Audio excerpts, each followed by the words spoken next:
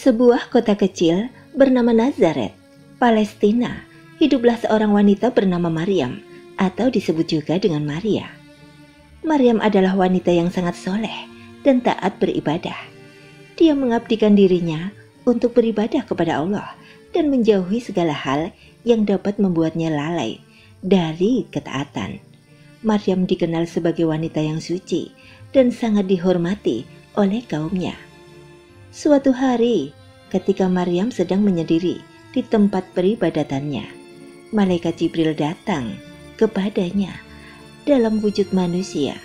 Maryam merasa terkejut dan ketakutan karena dia tidak mengenal orang yang datang kepadanya. Malaikat Jibril lalu berkata, "Janganlah takut Maryam. Sesungguhnya aku adalah utusan Allah yang diutus untuk menyampaikan kabar gembira kepadamu. Engkau akan mengandung seorang anak laki-laki yang suci dan bernama Isa." Kemudian Maryam bingung dan bertanya, "Bagaimana mungkin aku bisa memiliki anak, sedangkan aku belum pernah disentuh oleh seorang lelaki?"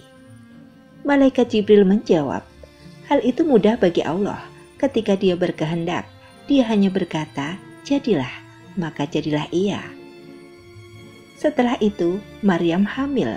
Kehamilan ini adalah mukjizat karena Maryam adalah wanita yang suci dan belum pernah menikah. Dia pun merasa cemas tentang bagaimana dia akan menghadapi masyarakat dengan keadaannya, yaitu yang mengandung tanpa suami. Setelah beberapa waktu, tibalah saatnya Maryam melahirkan. Allah memerintahkan Maryam untuk meninggalkan kotanya dan pergi ke sebuah tempat yang tenang. Maryam pergi ke sebuah tempat yang jauh di bawah sebuah pohon kurma. Di sana, dalam kesunyian, dia melahirkan anak laki-laki yang telah dijanjikan, yaitu Nabi Isa. Maryam merasa lelah dan khawatir, tetapi Allah menenangkannya dengan menyuruhnya menggoyangkan pohon kurma itu, sehingga buah kurma jatuh dan bisa dimakan Maryam untuk memulihkan tenaganya. Allah juga menyediakan air yang mengalir di dekatnya untuk diminum. Sahabat beriman, kemudian setelah melahirkan, Maryam membawa bayi Isa kembali kepada kaumnya. Ketika orang-orang melihat Maryam membawa bayi tanpa suami, mereka pun menuduhnya melakukan hal yang tidak baik. Mereka berkata, "Wahai Maryam, bagaimana mungkin engkau membawa anak tanpa suami? Engkau berasal dari keluarga yang terhormat dan soleh. Bagaimana bisa engkau melakukan hal yang memalukan seperti ini?" Maryam yang diperintahkan oleh Allah untuk tidak berbicara, hanya menunjuk kepada bayi Isa yang ada di pelukannya. Orang-orang bingung, bagaimana mungkin seorang bayi bisa berbicara? Namun dengan izin Allah, bayi Isa berbicara dari buayan. Dia berkata, "Sesungguhnya aku adalah hamba Allah. Dia memberiku kitab dan menjadikanku seorang nabi. Dan Dia menjadikanku orang yang diberkati di mana saja aku berada. Dan Dia memerintahkan kepadaku untuk melaksanakan sholat dan memberikan zakat selama aku hidup. Dia menjadikan aku berbakti kepada ibuku dan tidak menjadikan aku orang yang sombong atau celaka." Kata-kata ini membuat kaumnya terkejut. Mereka menyadari bahwa kelahiran Isa adalah sebuah mukjizat dan tanda dari Allah. Kemudian sejak saat itu, Isa dikenal sebagai nabi yang diutus oleh Allah untuk membimbing kaumnya kembali ke jalan yang benar. Sahabat beriman, Nabi Isa adalah salah satu nabi besar yang diutus oleh Allah SWT. Kepada Bani Israel, ia disebut dalam Al-Quran sebagai seorang nabi yang mulia, hamba Allah yang diberikan beberapa mukjizat luar biasa, yaitu termasuk kemampuannya menyembuhkan orang sakit, menghidupkan orang mati, dan berbicara ketika masih dalam buayan. Namun penting dipahami bahwa Islam menegaskan bahwa Nabi Isa hanyalah seorang hamba Allah dan tidak pernah dianggap sebagai Tuhan atau anak Tuhan. Al-Quran menceritakan bahwa Nabi Isa lahir secara mukjizat, yaitu dari rahim Maryam. seorang wanita suci tanpa campur tangan seorang ayah. Mukjizat kelahirannya menjadi salah satu tanda kekuasaan Allah, tetapi Al-Quran dengan jelas menyatakan bahwa kelahirannya mirip dengan penciptaan Nabi Adam yang diciptakan oleh Allah tanpa ayah maupun ibu. Allah berfirman, yaitu dalam surah Ali Imran ayat 59. Sesungguhnya perumpamaan atau penciptaan Isa di sisi Allah adalah seperti penciptaan Adam. Allah menciptakan Adam dari tanah, kemudian Allah berfirman kepadanya, jadilah. Maka seorang manusia, maka jadilah dia. Islam sangat menjunjung tinggi konsep tauhid atau keesaan Tuhan, yaitu keyakinan bahwa hanya ada satu Tuhan yang berhak disembah, yaitu Allah Subhanahu wa Ta'ala. Sahabat beriman, segala bentuk penyekutuan Allah atau pengakuan adanya Tuhan selain Allah dianggap sebagai dosa besar yang disebut dengan syirik. Dalam pandangan agama Islam, Isa tidak pernah mengajarkan bahwa dirinya adalah Tuhan. Sebaliknya, dia mengajarkan untuk menyembah Allah saja.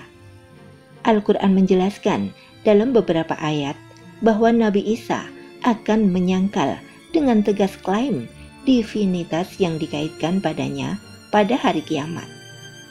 Dalam surah Al-Ma'idah ayat 116, Allah bertanya kepada Nabi Isa, "Dan ingatlah ketika Allah berfirman, 'Hai Isa putra Maryam, adakah kamu mengatakan kepada manusia, jadikanlah aku dan ibuku dua orang Tuhan selain Allah?' Isa menjawab, 'Maha suci Engkau, tidaklah patut bagiku mengatakan apa yang bukan hakku, atau mengatakannya. Jika aku pernah mengatakannya, tentulah Engkau telah mengetahuinya.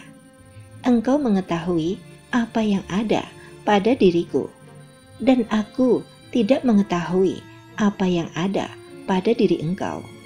Sesungguhnya Engkaulah yang maha mengetahui perkara yang gaib.'" Sahabat beriman, Al-Quran juga menegaskan bahwa Nabi Isa tidak disalibkan, melainkan diangkat oleh Allah Subhanahu wa Ta'ala ke langit. Dan orang yang disalib sebenarnya bukanlah Isa, melainkan seseorang yang diserupakan dengan dirinya. Hal ini disebutkan dalam surah An-Nisa ayat 157 sampai 158. Dan karena ucapan mereka, sesungguhnya kami telah membunuh Al-Masih, Isa putra Maryam, Rasul Allah, padahal mereka tidak membunuhnya dan tidak pula menyalibnya. Tetapi yang mereka bunuh ialah orang yang diserupakan dengan Isa. Bagi mereka, sesungguhnya orang-orang yang berselisih paham tentang pembunuhan Isa, benar-benar dalam keraguan tentang yang dibunuh itu. Mereka tidak mempunyai keyakinan tentang siapa yang dibunuh itu, kecuali mengikuti persangkaan belaka. Mereka tidak pula yakin bahwa yang mereka bunuh itu adalah Isa. Tetapi yang sebenarnya, Allah telah mengangkat Isa kepadanya dan adalah Allah Maha Perkasa lagi Maha Bijaksana. Dalam agama Islam, Nabi Isa diyakini tidak wafat, tetapi diangkat ke langit oleh Allah. Dan pada akhir zaman, Isa akan turun kembali ke bumi, yaitu sebagai salah satu tanda kiamat. Pada saat itu, ia akan menegakkan keadilan, memerangi Dajjal, dan membenarkan ajaran tauhid.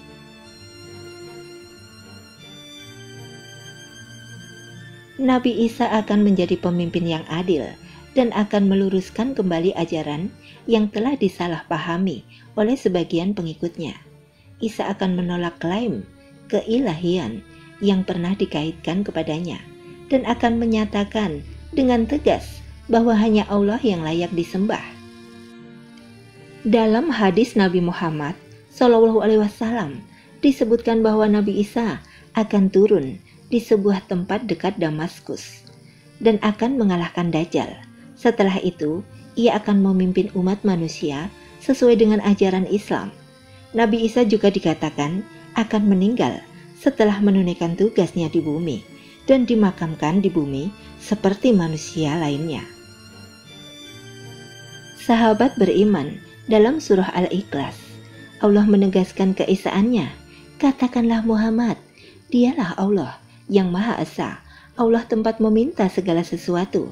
Allah tidak beranak dan tidak diperanakan, dan tidak ada sesuatu yang setara dengannya. Dalam surah Al-Ma'idah ayat 73, sesungguhnya telah kafirlah orang-orang yang mengatakan, sesungguhnya Allah salah satu dari yang tiga, padahal sekali-kali tidak ada Tuhan selain Tuhan yang Esa. Jika mereka tidak berhenti dari apa yang mereka katakan itu, pasti orang-orang kafir di antara mereka akan ditimpa siksaan yang pedih. Sahabat beriman, semoga penjelasan ini bermanfaat. Amin.